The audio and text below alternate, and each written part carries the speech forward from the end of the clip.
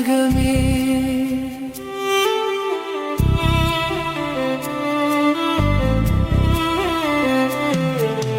ஒன்றாயிருந்த நிலமின்று பல துண்டுகளாய் தொலைந்தது. 7 நிற வானவில் மேகங்களில் மறைந்தது.